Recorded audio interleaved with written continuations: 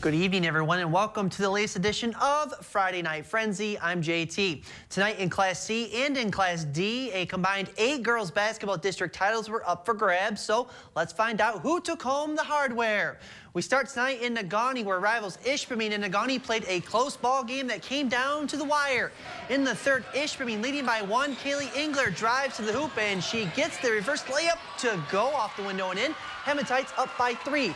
Still in the third, the Hematites now up by 3, still they should say. Jordan Grigg inbounds it to Jessica Spencer, throws it up and throws it in with her left hand. Ishpeming now up by 5. Back the other way, Negaunee, Ashley Veal drives, kicks it out to Adina Anderson, who drains the triple. Ishpeming led 27-26 after 3. Under a minute to go in the game, the Hematites clinging to a 4-point lead. Rosalie Anderson grabs the rebound and gets the hoop. Plus the harm, she would make the free throw. Negaunee down just 1. Less than 20 seconds left. Ishpeming up 2. Negaunee trying to foul Jordan Grigg, but she slips away. The ball goes ahead to Jessica Spencer, who drives, makes the shot, plus the foul. A 3-point play for Spencer. She had a game-high 19 points, and Ishpeming never trailed in this one. They win 45-41 for their 3rd consecutive district championship win. Congratulations to the Hematites.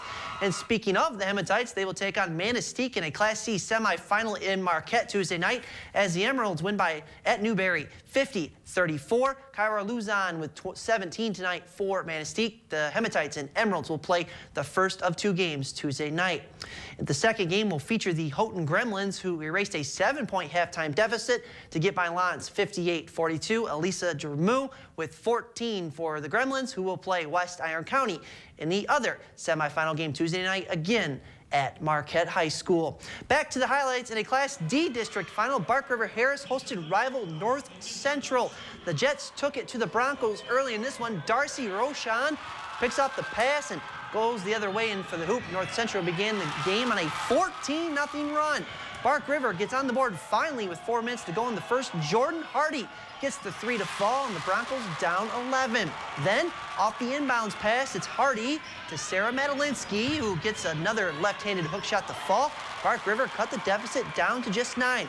North Central's hot shooting continued in the opening quarter as Kennedy Facio finds Roshan for another 3 of her game-high 32 on the night. North Central led by 15 at the half, but Bark River Harris made a late run. But it's the Jets who are off to regional play next week with a 70-68 win over the Broncos. And Superior Central will face North Central Tuesday night in Kingsford as the Cougars take care of Munising 65-29 to win a district title. SC and NC play the early game Tuesday night at Kingsford. Joining the Cougars and Jets in Kingsford will be Lakeland and Hubble, who held on to beat Baraga by 46-41 for a district championship. That game was held at Jeffers High School. The Lakes will battle Forest Park in the late game at Kingsford as the Trojans had no problem whatsoever with Watersmeet. They win 60-19.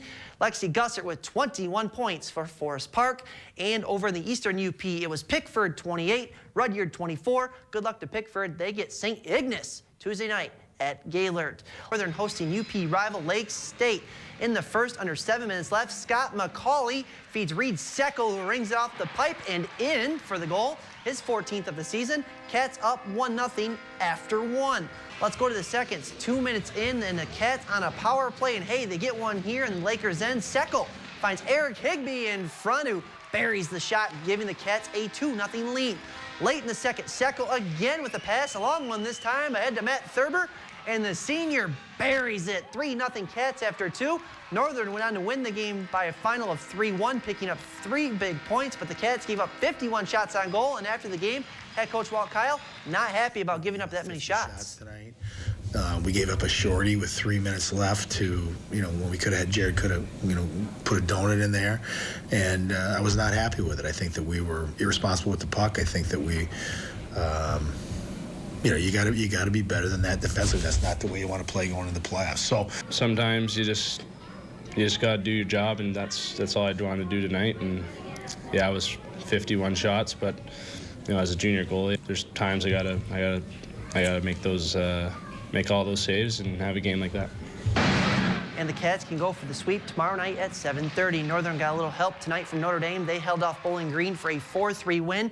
Michigan did beat Ferris, so the Falcons and Wolverines with 34 points each. Northern and Lake State each have 32 points, so it should be a fun Saturday night in conference. Elsewhere, Western wins 5-2 over Sparty. Ohio State shuts out number 2 Miami. And the 2 Alaska schools just dropped the puck moments ago. Let's go back to hockey. The WCHA Tech in St. Cloud taking on the Huskies in the first. Ryan Fern, oh my, hits the crossbar, then the post off one shot. The game remained scoreless early on.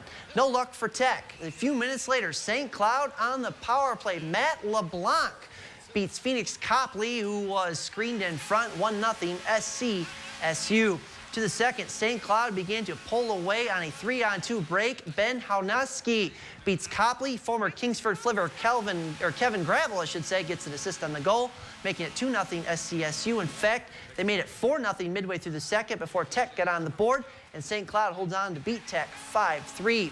Another WCHA action, Wisconsin 4, UNO 3. Denver shuts out Minnesota 2-0. North Dakota beats Bemidji 4-2. Minnesota State and Colorado College are tied 1-1 after 2.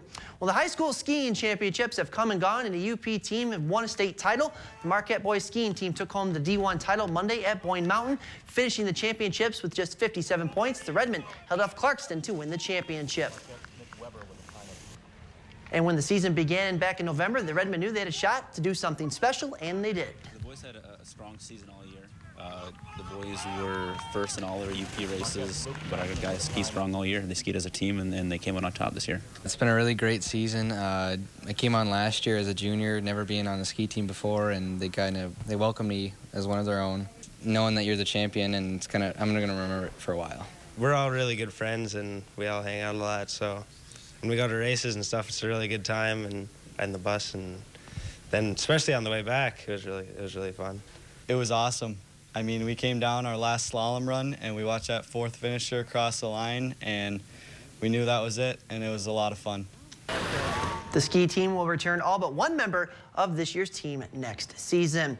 Well, if the Northern Michigan women's basketball team wants to make it into the GLIAC tournament, the Wildcats need some help from other teams within the conference. Right now, the Cats are the odd team out in the GLIAC North Division if the playoffs started today. NMU has one more game tomorrow at Michigan Tech. If the Cats win, they need Northwood to beat Saginaw Valley, and they're in the tournament. However, Northern could also get in with either a win by Findlay or Malone. Regardless if they win or lose tomorrow to the Huskies, the Wildcats have exceeded expectations of their head coach all season long.